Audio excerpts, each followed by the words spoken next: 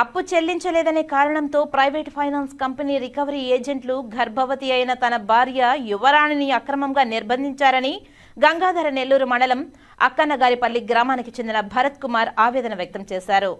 Chittoor press క్లబ్లో శనివారం జరిగిన విలేకరుల సమావేశంలో ఆయన మాట్లాడారు. తాను 2023లో హీరో ఫిన్ కార్పొరేషన్ ప్రైవేట్ కంపెనీ నుంచి 1,50,000 రూపాయలు రుణం తీసుకున్నారని తెలిపారు.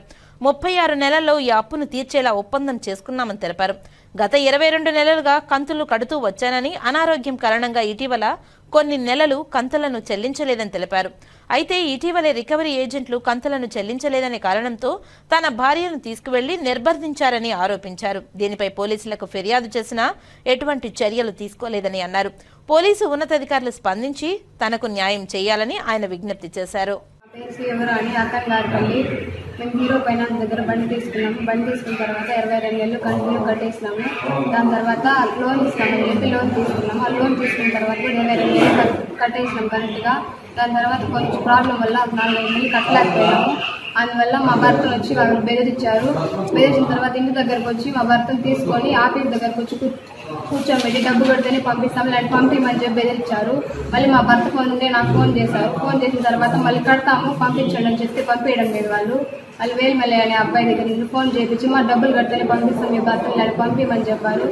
ఇప్పుడల్లా కట్టలేము, కొంచెం టైం ఏంటి కడతామని చెప్తే అట్ట కాదని చెప్పి వాళ్ళు బెదిరించి ప్రజలు పెట్టి అక్కడే కూర్చొని పెట్టుకున్నారు. మళ్ళీ నేను పోయిన తర్వాత నువ్వు ఇక్కడే ఉండమ్మా, మీ భర్త పోయి డబ్బులు తెచ్చి కట్టాం, నువ్వు పంపిస్తాము, లేదంటే పంపిము, అంతవరకు నువ్వు ఇక్కడే ఉండు, మంచి భోజనం పెట్టి చూసుకుంటారని, నేను ఇబ్బంది లేదు, మీ భర్త పోయి డబ్బులు తీసుకోరని నేను చెప్పినారు. ఇప్పుడు కట్టలేమని చెప్తే కానీ మమ్మల్ని ప్రజలు పెట్టి ఆడే ఒక గంట సేపు కూర్చొని పెట్టుకొని అక్కడే ఉండని చెప్పినారు. మళ్ళీ మేము మా ఫోన్ తీసి పెట్టుకునేవారు, మీరు డబ్బులు కడితేనే పంపిస్తారని పంపించమని బెదిరించి మమ్మల్ని టార్చర్ పెడతాన్నారు. జీడి నెల్లూరులో పోయి కంప్లైంట్ ఇస్తే మేము బాధ ఇదనుకోలేక అడిగి కంప్లైంట్ ఇచ్చినాక ఇక్కడ కాదమ్మా జరిగింది మరుసటి రోజులన్నీ మనం మాట్లాడతామని మేడము అక్కడ పోయి మాట్లాడిన తర్వాత మళ్ళీ 10:30 మాట్లాడిన తర్వాత ఇక్కడ కాదమ్మా ఇష్యూ జరిగింది చిత్తూరులో జరిగింది కాబట్టి అక్కడే పోయి కంప్లైంట్ ఇచ్చుకొని అక్కడే మాట్లాడుకోమని చెప్పారు.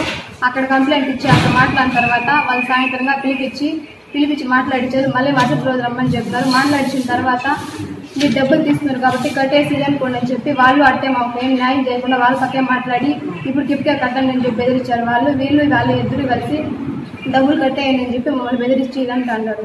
పోలీస్ వాళ్ళు ఇక్కడ ఫైనాన్స్ ఏజెన్సీ వాళ్ళు బెదిరించి డబ్బులు కడితేనే ఇది, డబ్బులు కట్టకపోతే వాళ్ళ దగ్గరికి పోయినా కానీ 1 టౌన్ పోలీస్ స్టేషన్ దగ్గరికి మా పక్కే మాట్లాడుకున్నా వాళ్ళ పక్కే మాట్లాడుకొని మీరు తీసుకుని వాళ్ళ దగ్గర కాబట్టి వాళ్ళతోనే మాట్లాడుకొని కాంప్రమైజ్ అయిపోయి ఇదేనని చెప్పి వాళ్ళ పక్కే సపోర్ట్ వచ్చి మా పక్కే సపోర్ట్ రావడం లేదు.